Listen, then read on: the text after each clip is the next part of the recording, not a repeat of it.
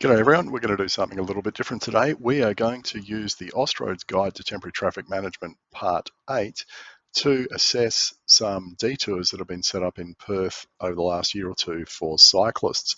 Now, this guide has just been updated. This is brand new. Edition 2 came out in February 2025, and Austroads sent out a notification to everyone on their mailing list this week.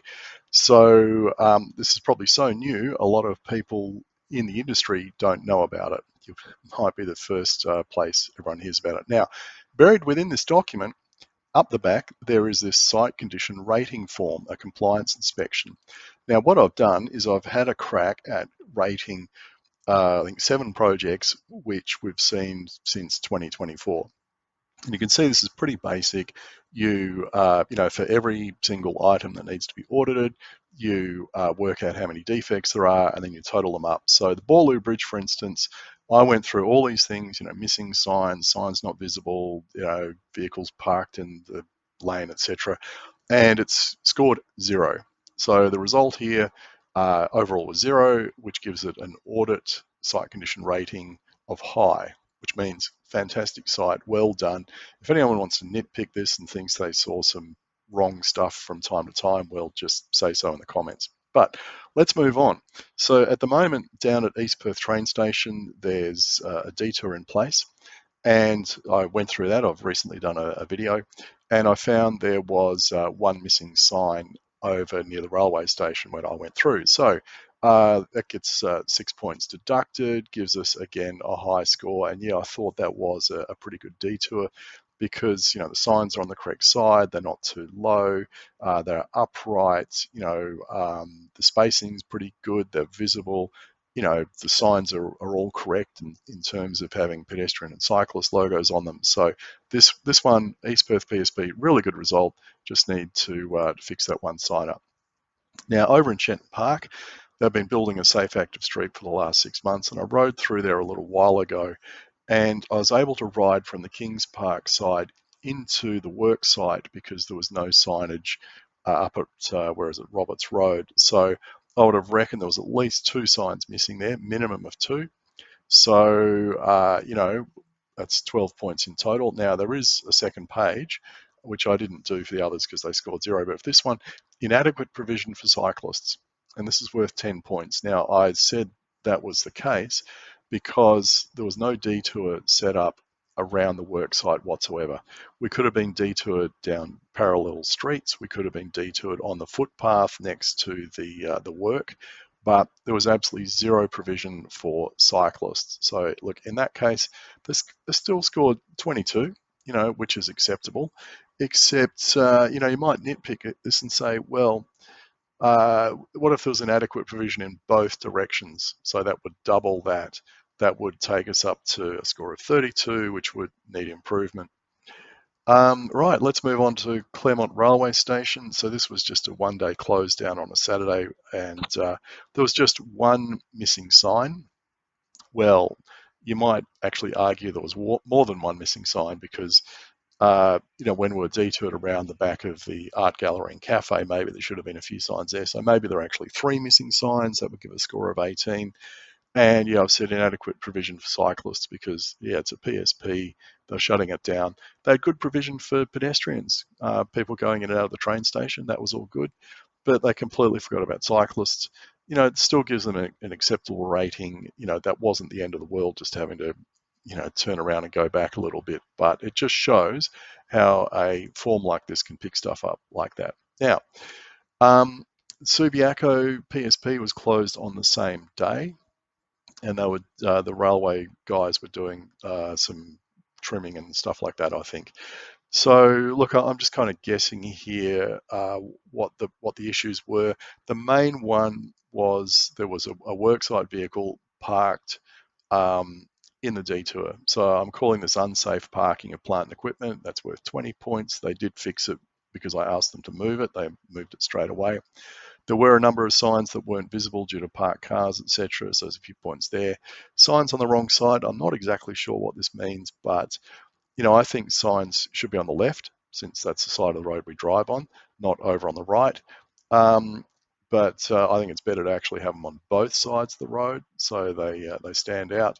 And what do we have on the other side? Inadequate provision for cyclists, because I don't think they really thought about how they were going to take cyclists off a principal shared path onto the road and then back on again. So yeah, 46 points for this one. Needs improvement. I think it definitely did need improvement. Not a huge amount, but a bit. Warwick Station. Interestingly enough, I wrote to Main Roads about this. They replied yesterday. They came back and said, "Oh, we don't have any signage because it's not a detour." I said, "Well, why have you published maps that says detour, shared path, detour, shared path, detour?" And look, they haven't responded to that, but I think it's kind of hoisted on their own petard. If they'd said this is the usual route that people are supposed to take, yeah, I would say it's not a detour, but clearly, the pathway is closed. It does say there is a detour, and it says it on 2 maps, not just one. So it's not a mistake made once, it's twice. So I reckon it's a detour. How many signs are missing? I'd say probably 40 if you count both directions. So yeah, massive 240 points. They do have 5 signs out, but one of them I think was really not visible because it was hiding behind another sign as you came up to it, and there was one sign laying flat on its back. They just get 1 point. So and what else? Yeah, of course they miss out on this inadequate provision for cyclists. I think this 10 is too low. I reckon that should be worth about 30 points maybe, because then that would push a lot of these from getting a high rating perhaps into needs improvement. But this one, 254 points, dangerous. Well, is it really dangerous? Possibly, if people go blundering into traffic because they don't know where they're going. But yeah, clearly gets a pretty poor rating. Now, I thought the Fremantle traffic bridge would do worse, but look, you can do this yourself if you want to. You can count up the number of missing signs, etc. Look, I think the spacing for a lot of the signs is too far apart. In the past, certainly some of them have not been visible. They have moved them, but look, if I was doing an audit, in the early days, I would have said, yeah, they'd certainly miss out here. Wrong signs. Look, a lot of the signs just mention pedestrians, not cyclists. Clearly, it's a cycling route, so I'd say, yeah, they're missing 60 points simply by not putting up those dual-purpose signs which have a pedestrian and cyclist symbol on them. Signs instructing the footpath, yeah, look, they've certainly moved those signs, but, I'm giving them a, 2 for non-conformance in the past. Signs on the wrong side, again, yeah, bad habit of just not putting signs where they're entirely visible. Working in live lanes. Now, that's not the case anymore, because when they have to bring trucks in and out of the worksite on the southern side, they've now got one of the lanes blocked off. Good. But prior to that, yeah, they would have lost 20 points for, backing vehicles in like that. And again, we did see an incident in February where I think they weren't connected with a project, but they did an unsafe park of a ute in the middle of the detour, so there's 20 points lost for that. They're obviously not controlling their work site properly. Unsafe condition or surface condition unsafe. Yeah, look, again, outside the work site on the southern side of the bridge, the path cracking up, etc. I think 30 points is probably a lot for that, but clearly the vehicles going in and out are wrecking it, and it's not going to get any better. And I don't think the temporary blue metal paths are put down are particularly good either. I think in the rain they're going to be slippery as hell, so there might actually be several places where there's unsafe conditions, which would really pump this up. The VMS, there is in fact a VMS down near the artwork made out of containers. I really can't understand what it's saying half the time, so I knocked off 10 points for that. Inadequate side access, again, I would say over on the southern side where they haven't built any ramps or anything. Side access does seem to be, I'm not going to say problematic, but more difficult than it should be for the people trying to get in and out of that site. And the more difficulty they have, the more issues people using the detour, cyclists and pedestrians, are going to have, the greater the risk there is of conflict and a collision and someone getting run over by a truck. So yeah, you lose 10 points for that. Inadequate provision for pedestrians or cyclists, yeah. Vulnerable road users, yeah.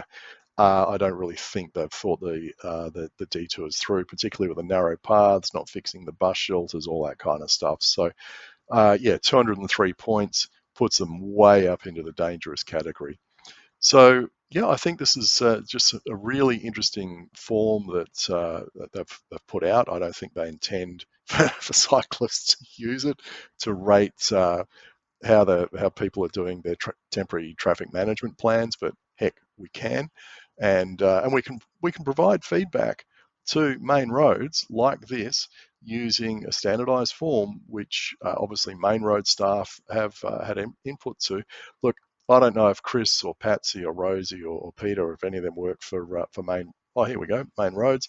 See, Austroads is governed by a board consisting of senior executives from New South Wales, Victoria, Queensland, main roads, WA, blah blah blah. So yeah, it's not like they can turn around and say, oh, we don't know about that form, or it's not official, or anything like that. Yeah, well, maybe our use of it is unofficial because we're not qualified traffic managers and stuff. But I think it's certainly the best way best thing to use as a basis for feedback on these projects.